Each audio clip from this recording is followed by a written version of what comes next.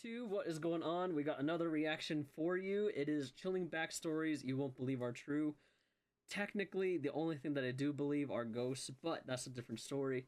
These backstories are supposed to be really creepy, supposedly, so we're just gonna take a gander and just watch it.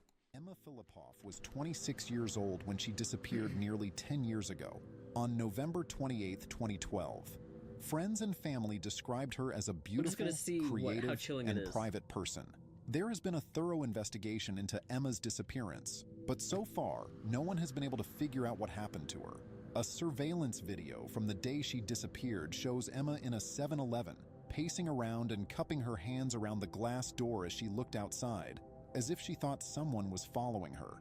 She bought a prepaid cell phone even though she had never owned one before. Weird. Then, she hesitated before leaving the store.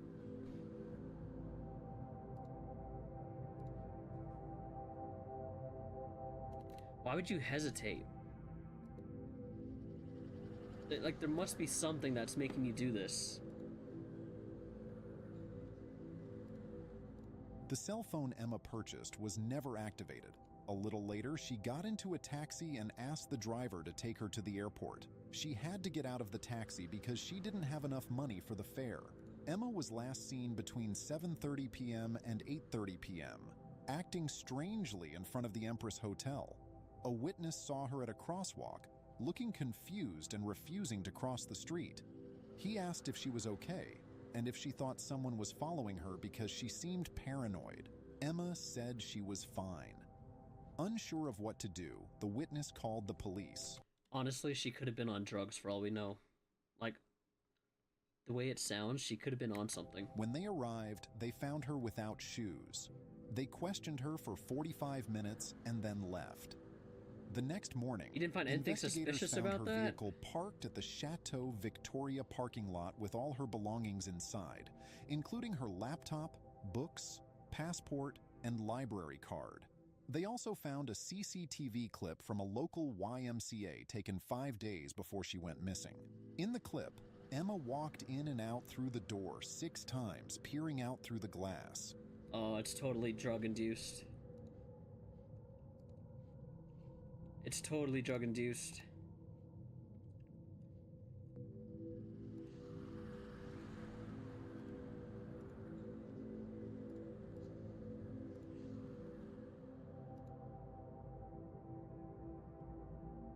Now she thinks someone's stalking her.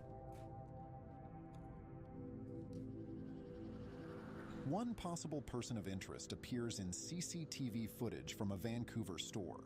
The 2014 surveillance video shows a man in a Gastown clothing store holding a purple poster in his right hand. The store owner reported that the man... You can see that it's purple? The 2014 surveillance video shows a man in a Gastown clothing store holding a purple poster in his right... Hang on a minute. Nope. How are they saying it's purple? Literally, it's white. Can't see it. White. Surveillance video shows a man in a Gastown clothing store holding... Can't even see it. Don't know, don't know. A purple poster in his right hand. How'd they get purple?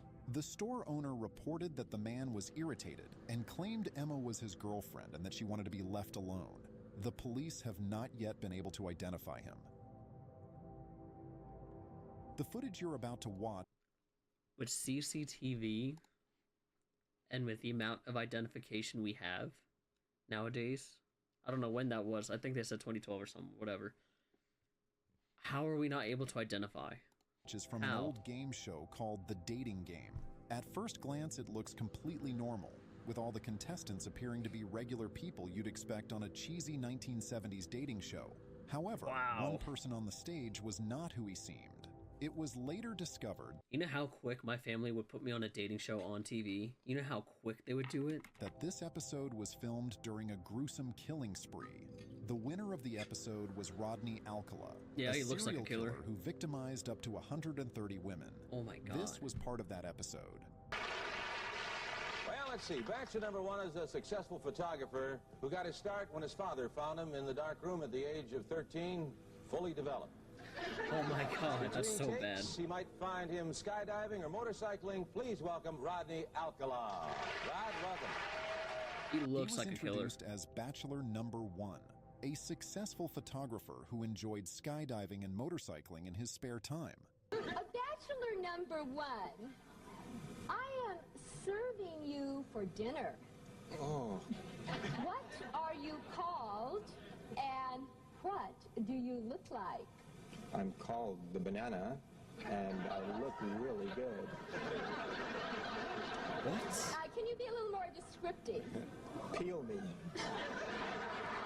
That would not fly today. With his That would not suggestive fly. comments and impressions, he won the contest and scored a date with the Bachelorette, No, Cheryl he didn't. Bradshaw. However, in No. the years following his appearance on the show, Alcala became known as the dating game killer. Will that date be Bachelor number 1, Bachelor number 2, or Bachelor number 3? Who gets the dates? Well, I like bananas, so I'll take 1. Oh, of Number course, of 1, course. Bachelor number 1, all right. He's a skydiver, so he's got a lot of nerve. He's into motorcycling. He's also a fine photographer. Say hello to Rodney Alcala. Rodney, come on and say hello. He was convicted of murdering 6 women and a 12-year-old girl, Oh my with God. some of these crimes committed before his TV appearance. Investigators A prolific serial torture slayer dubbed the dating game killer died Saturday while awaiting execution in California, authorities said. Rodney James Alcala was 77. Died of natural causes at a hospital in San Joaquin Valley, California. Prison officials said in a statement. Alcala was sentenced to death in 2010 for 5 slayings in California between 77 and 79, including that of 12-year-old. The authorities estimate he may have killed up to 130 people across the country. Don't you think it would have been weird to see him on the dating show again? Like, for him to keep showing up on the dating show, don't you think they would have been like, estimate his victims could number as many as 130. Alcala died at age 77 while on death row. His first known crime occurred on September 25th, 1968, oh my God. when an eyewitness in Los Angeles It's like Ted Bundy. called the police Ted after Bundy or seeing the him other, lure there's an another one in 8-year-old girl Texas. named Tally Shapiro into his apartment. Tally was walking to school when Alcala offered her a ride, but took her to Oh. his apartment instead. When the police arrived, they found Tally alive, but Thank Alcala God. had fled. To avoid arrest, he left the state and enrolled in NYU Film School under the name John Berger. Who thinks of that? With his good looks and charm, he persuaded many young women to pose for photographs, and many of them are presumed to be his victims. These photos can still be found online. In 1971, he got a counseling job at a New Hampshire arts camp for children. The FBI added Alcala to its list of 10 most wanted fugitives, and a few months later, 2 children at the camp recognized his photo on Good. an FBI poster at the post office. Good. Alcala was arrested and extradited to California.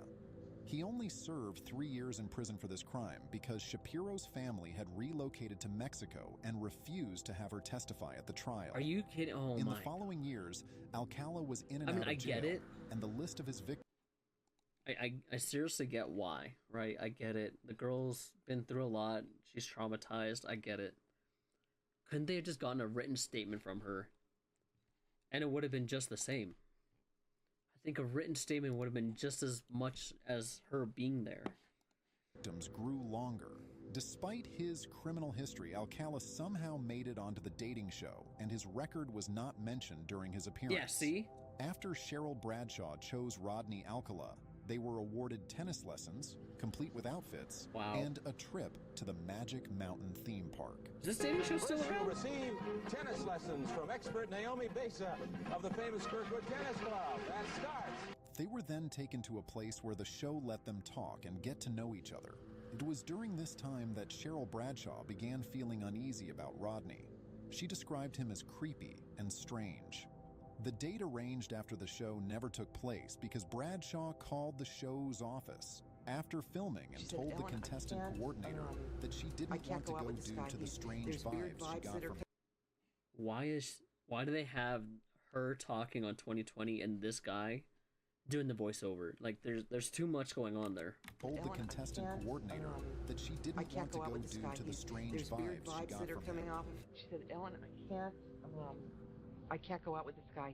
There's weird vibes that are coming off of him. He's very strange. I'm not He comfortable. definitely looks Is creepy. that Black and gonna white be a doesn't do anyone problem? justice, And but of he course I looks said creepy. no.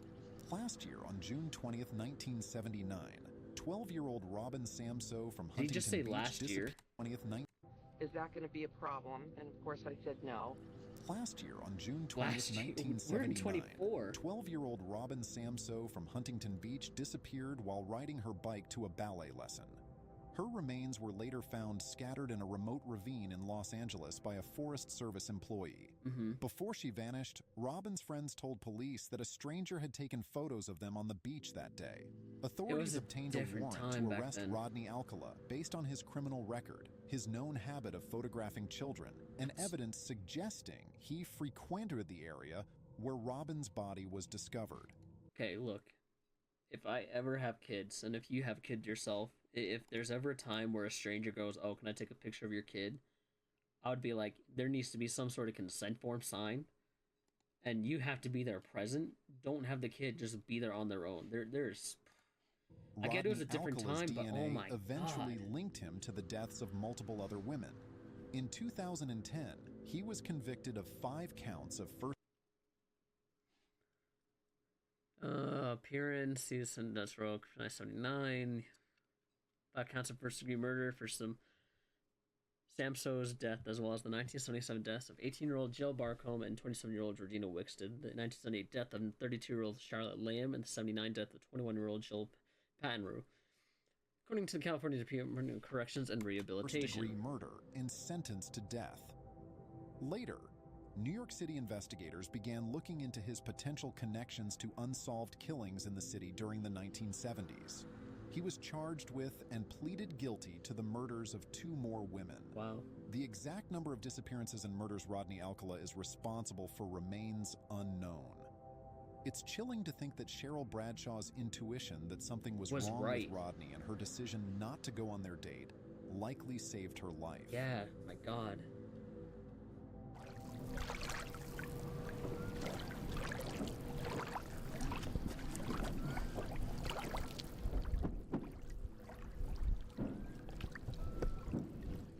This story is about a Reddit user named BingBongQQ34, but Okay, we'll call first him off, Tom. already When suspicious. Tom was 8 years old, he was walking his dog with his mom one night between 10 and 11 p.m. Why? They lived next to a swampy, wooded area in Lansing, Michigan. Okay, first It was problem. a quiet night, It was that except night. for a slight wind. Suddenly they heard someone whistling from the swamp. It sounded like a bird, but the pitch kept changing, making it sound human. Tom's mom, looking worried and scared, grabbed his hand and said they should go inside quickly. Since Tom was so young, he soon forgot about it. 2 years later, Tom was walking his dog late at night again. Near the end of the walk, he heard the same strange whistling. The sounds came from a bush near the front door, and it reminded him of his mom's terrified reaction 2 years earlier. Tom ran inside as fast as he could. Years went by Good. without anything similar happening, and Tom forgot about it again. Then, in the summer of 2015, when Tom was 24, he moved to South Dakota with his girlfriend Sarah. For Independence Day, they went to Pierre, South Dakota, to watch fireworks along the Missouri River. They parked at a free camping area behind a hospital, where people were camping to watch the fireworks. Tom and Sarah were at the end of the campground, away from most people. As the fireworks started and a thunderstorm approached, the atmosphere felt eerie. Most campers moved up the river for a better view, but Tom and Sarah stayed behind, Oh. drinking beers and relaxing. Should have moved. Suddenly, they heard the sound of a paddle in the water. They saw someone in a canoe about 20 meters away. Sarah went to get more beers, leaving Tom alone. Oh no. Then, he heard the same whistle from his childhood. No way. Goosebumps How is covered that his possible? body. The figure in the canoe stopped paddling, turned to face him, and whistled.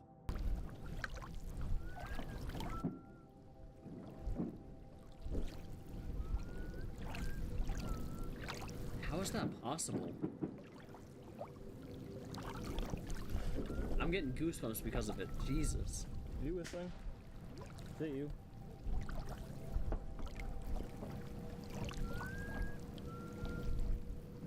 Stop it. Tom looked at the person and shouted, "Who are you?" but got no reply. The person just whistled a few more times, then turned the canoe and paddled away. Oh, that's creepy. Okay, As that's the canoe creepy. was nearly out of sight, Tom grabbed his camera and took a picture of them whistling as they paddled off. When Sarah came back with the beers, she was confused about why Tom was so freaked out. When he explained, Sarah was also very unnerved. Tom felt like they were being followed and watched, and that they might be in danger, especially if the same person had been following him for 14 years all the way to South Dakota. So weird. This raised some big questions. Was it just a coincidence? Or who? Why was it always the same whistling noise? Yeah. And if it wasn't a coincidence, who was this person? Why did they follow Tom? And where did they go? To this day, there are no conclusive answers, and these questions remain unanswered. What? No, see, that one's more chilling, because for 14 years he hadn't heard it, and then when they were seeing the fireworks there in South Dakota, or was South Dakota? South Dakota. The guy was on a paddleboard, and he heard the same whistle. Oh my god, literal goosebumps. Literal goosebumps. Jesus Christ.